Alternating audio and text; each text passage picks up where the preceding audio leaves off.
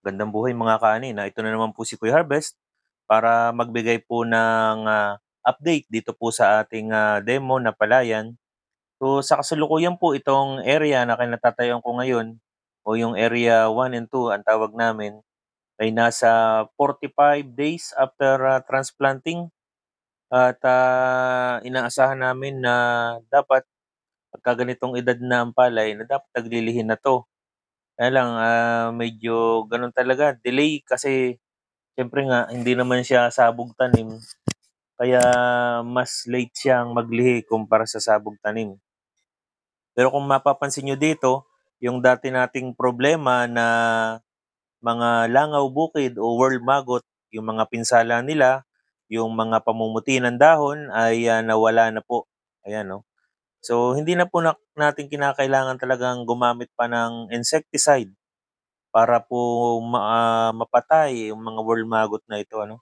So pagdating ng time, over time nawawala din 'yan, kaunting, ano lang, tiis-tiis lang, ayan. So 'yun naman after mga 35 days, 40 days, unti-unti nang nagso-subside yung ganiyang problema, ayan. So ano pong ginawa natin, pinapakatihan lang naman po natin yung palaya natin.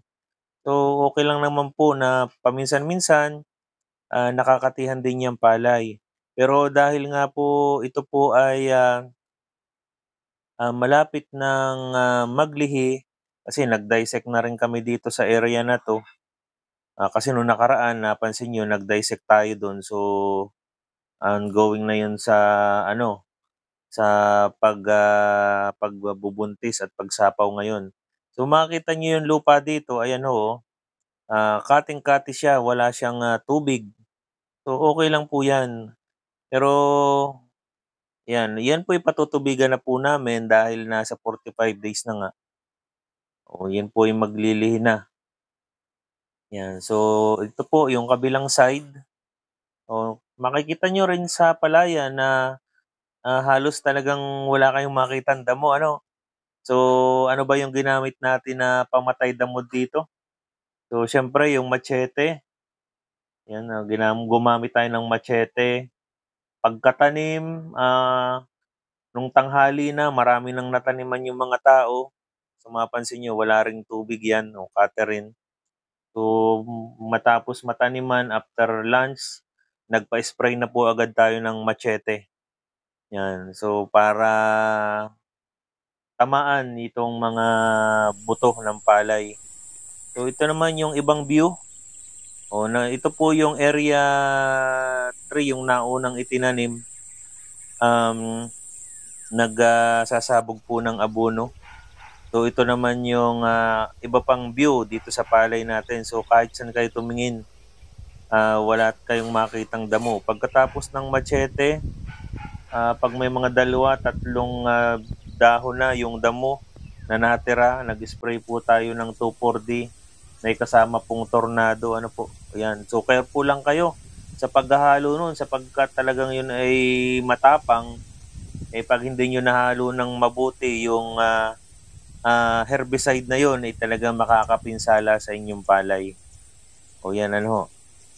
So siyempre after 3 days na tayo ay magpalagay ng herbicide, ito po ay atin ng pinapatubigan ng lubog yung mga damo para mabilis silang mabulok. So ito naman po yung ibang, anggulo. So bumalik ako after mga, 1 week. So itong palay na ito, itong area na 'to, ang problema ko dito nalililiman talaga siya. So, 'yan. So malawak din po 'yang nalililiman na 'yan. So mapapansin natin, akala natin napakaganda ng palay kasi mag-green, pero actually 'pag po 'yan nilapitan natin, diyan po natin makikita yung problema. Kaya kung maaari ano at, alisin niyo yung mga nakakalilim sa inyong palayan ano, kung hindi naman gano'n kaimportante sa inyo yung mga puno.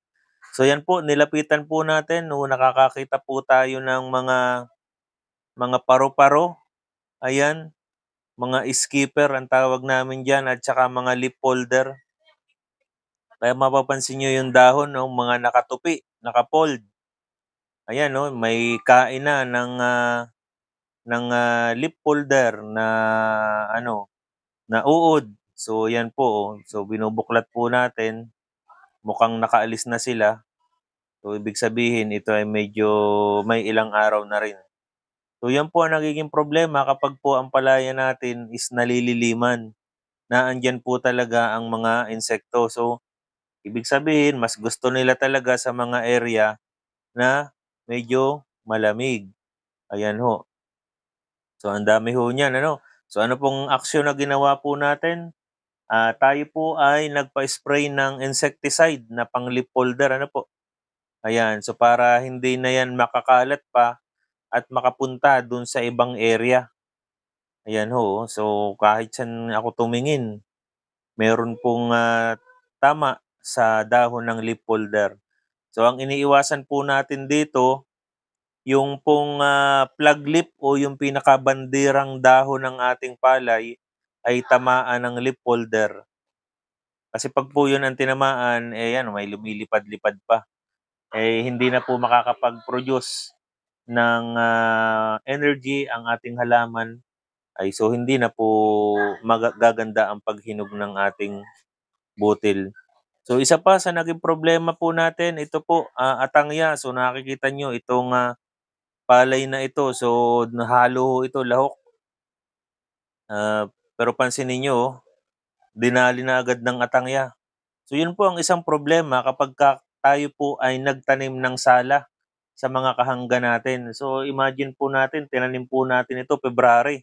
So dapat sa mga March nag-aani na tayo pero tumatanim pa lang tayo.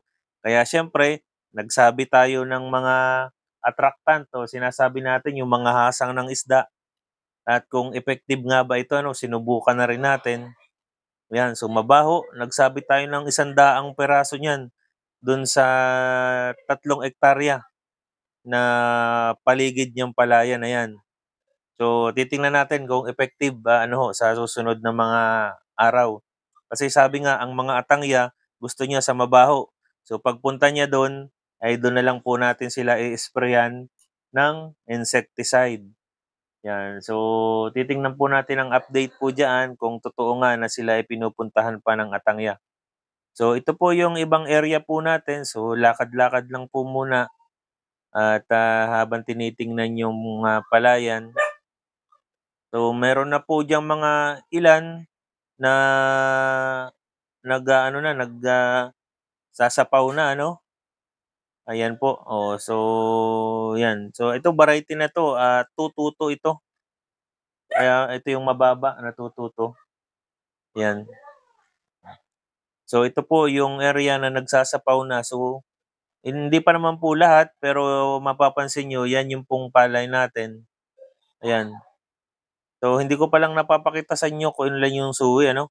Pero mapapansin niyo na 'yan, medyo mahaba naman ang uhay, kahit papaano mukhang okey naman siya, ayan ho, 'yan. So, ngayon ang, ano ko ngayon nais kong gawin is ma-prevent talaga yung pagkalat ng atangya diyan sa mga area na 'yan kasi, sayang naman yung, pinagpaguran po natin kung dahil lang sa atangya ay sila ay masisira. So 'yan po, oh. So 'yan po yung palay natin, na demo na sasapaw na. So mamaya mga tanghali magbubukas na po ang bulaklak ng mga 'yan. So 'yan po meron pa rin tayong mga sabit-sabit po diyan, 'yan mga hasang ng isda. So, siyempre ayan, 'pag po ganyan may mga nagbubuntis, at, sumasapaw ang palay natin, hindi po tayo nagpapawala ng tubig. Dapat 5 centimeter minimum, lagi na pong may tubig 'yan hanggang sa ang palay natin ay 1 to 2 weeks bago anihin para po makalamig ang palay natin. So ito pa ho yung ibang area, ito yung kadugtong nung merong leaf folder. So nakikita nyo ang palay natin, yan na po, 6 a.m. in the morning may may hamog-hamog pa. So ganyan po siya ngayon, medyo okay naman pero sabi nga natin na Hindi pa rin tayo satisfied dahil, ayan may tama ng, kaunting, leaf folder. So,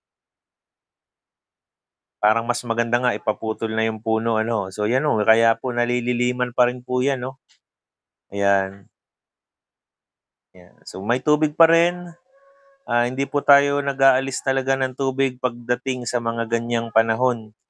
Kailangang-kailangan po ng tubig ng halaman, ayan.